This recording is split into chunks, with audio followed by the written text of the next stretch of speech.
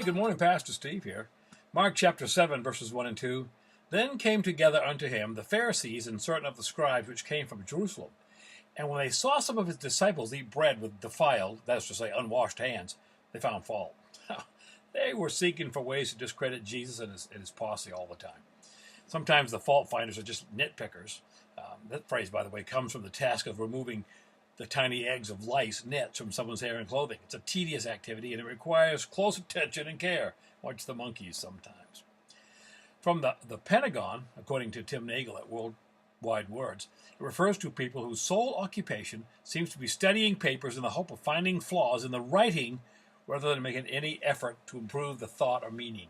Nitpickers are those who quarrel with trivialities of expression and meaning, but who usually end up without making concrete or justified suggestions for improvement. See, nitpickers listen to a sermon, and they find fault with minuscule proclamations.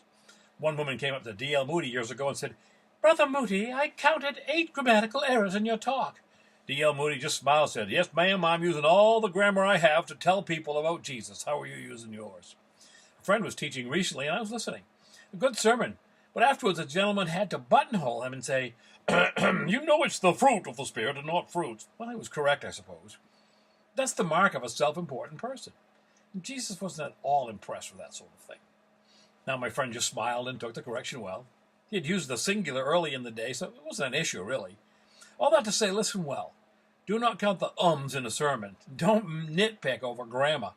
Google the facts, if you will, but don't muddy the waters with pointless criticisms.